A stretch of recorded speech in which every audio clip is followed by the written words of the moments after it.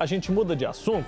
Os dados divulgados pelo último censo do IBGE mostraram um Brasil mais envelhecido e feminino. Entre os anos de 2010 e 2022, a população de mulheres cresceu 7,4% e pela primeira vez ultrapassou a marca de 100 milhões. Isso representa 51,5% do total de habitantes do país. Apesar desses números, elas ainda são minoria nos cargos de liderança e poder. Eu vou conversar mais sobre esse assunto agora, ao vivo, com a Valéria Pelá, que é advogada, defensora dos direitos humanos com viés em gênero e raça. Ela está conectada aqui com a gente. Doutora, bom dia, seja muito bem-vinda, prazer recebê-la. Bom dia, Wilker. Está me ouvindo bem? Estamos ouvindo bem, viu, doutora? E olha, citei aí que apesar das mulheres serem maioria da população, não são maioria no poder, nem nos cargos de liderança em empresas, nem na política, né? Eu vou ilustrar isso que eu estou falando aqui. É só a gente analisar a Câmara dos Deputados aqui do nosso país. O número de mulheres eleitas em 2022 foi de 91. Nesse mesmo pleito, 422 homens foram eleitos. Quero entender por que ainda é tão difícil mudar essa realidade e fazer esses números chegarem a uma equiparação maior. Wilker, primeiramente eu quero agradecer a oportunidade de tratar desse tema que ainda é pouco conhecido. Muitas pessoas entendem que as reivindicações das mulheres é simplesmente mimimi, que é isso que a gente ouve com frequência. E eu agradeço a oportunidade também, porque estou na presidência do Centro Popular da Mulher de Goiás, que representa a União Brasileira de Mulheres aqui no estado, e onde muitas demandas nos chegam em razão dessa violência que a mulher sofre. Isso daí é uma questão cultural. Desde sempre a mulher foi criada, condicionada para as atividades do cuidado, que é uma atividade cara, mas não é remunerada. E apesar de toda a luta, apesar da mulher já poder votar há 90 anos, ela ainda não consegue ser votada. Mas as consequências disso é que nós, mesmo sendo maioria, tendo como ocupação naturalizada a questão do cuidado, e nós cuidamos dos nossos familiares, dos nossos vizinhos, dos nossos amigos, porque isso nos foi ensinado pelo patriarcado, nós não estamos ocupando espaços nos poderes, nas instâncias decisórias. E qual o prejuízo disso? As violências são tantas que passam a ser naturalizadas. É como se a mulher tivesse competência e capacidade só para as atividades privadas. E as atividades públicas são naturalmente direcionadas aos homens.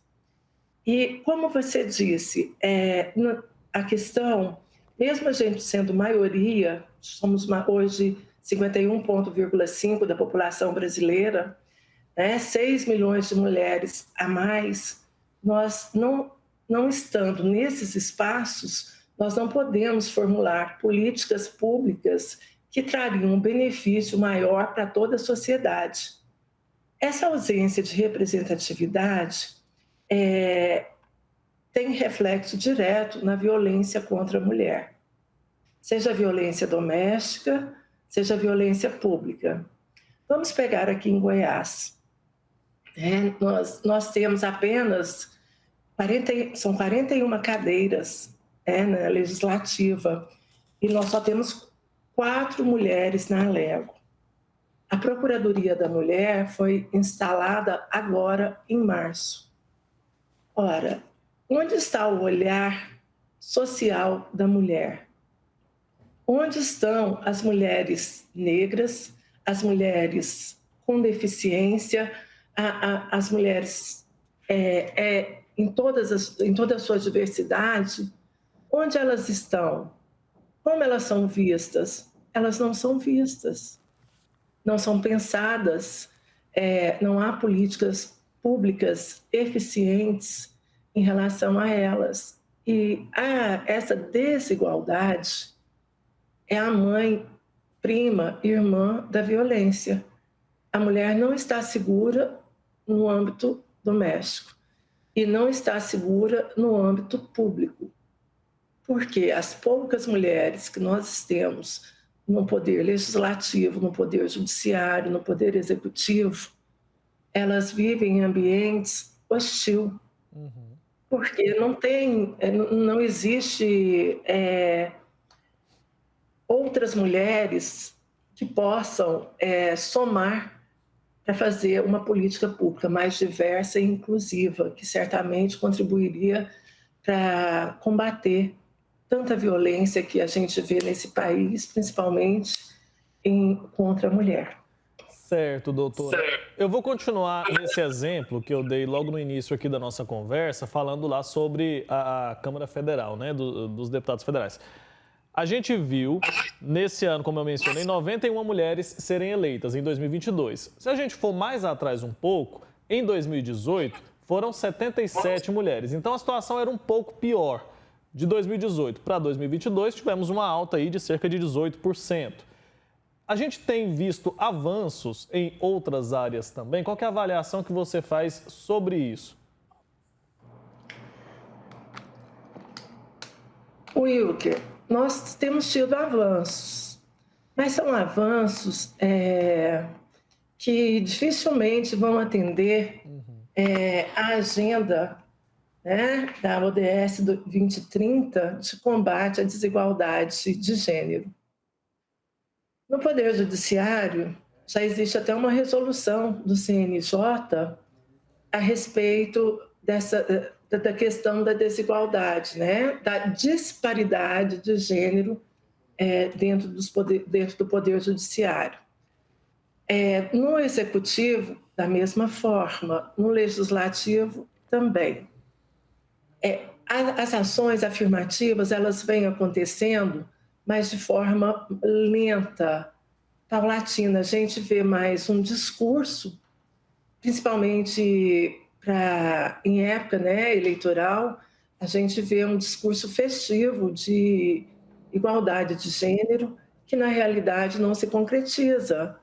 Não se trata da minha impressão, se trata dos dados, como os dados que você está trazendo. Esse avanço de algumas mulheres a mais, né, no nosso parlamento, vem ocorrendo também não só pela luta, né, das mulheres, das feministas, que todo mundo tem receio, medo, assim, do feminismo, quando o feminismo nada mais é do que os direitos humanos da mulher, dela ser tratada como pessoa, dela ser tratada como cidadã. Não se trata de rivalidade nem de competição entre homens e mulheres. Se trata da equiparação de pessoas de gênero diversos na mesma qualidade de pessoa humana, certo? Então, isso tem contribuído, mas também a conscientização da mulher, e vai chegar o tempo, pela própria questão demográfica, né, pelo quantitativo de mulheres, que nós vamos alcançar a paridade. Só que tem sido lentamente, e isso contribui para a pobreza, porque a maioria dos lares brasileiros são chefiados por mulheres, a maioria por mulheres negras, mães solo, e que não tem expressão, representatividade, que não tem visibilidade na formulação, na promoção de políticas públicas. Tá certo, doutora, que a gente continue caminhando, né, que esse avanço ocorra de maneira mais célere, né, aconteça com mais velocidade. Para isso a gente precisa falar sobre esse assunto e precisa de pessoas como a senhora aqui conversando com a gente para nos ajudar a pensar um pouco mais nesse tema que é tão importante. Obrigado, viu, pela participação. Até uma próxima oportunidade. Eu que agradeço a oportunidade. É um prazer estar aqui no Santo Café e poder ocupar esse espaço para tratar desse tema que diz respeito a todos nós, enquanto pessoas. Muito obrigada. Eu que agradeço. Tchau, tchau. Abraço.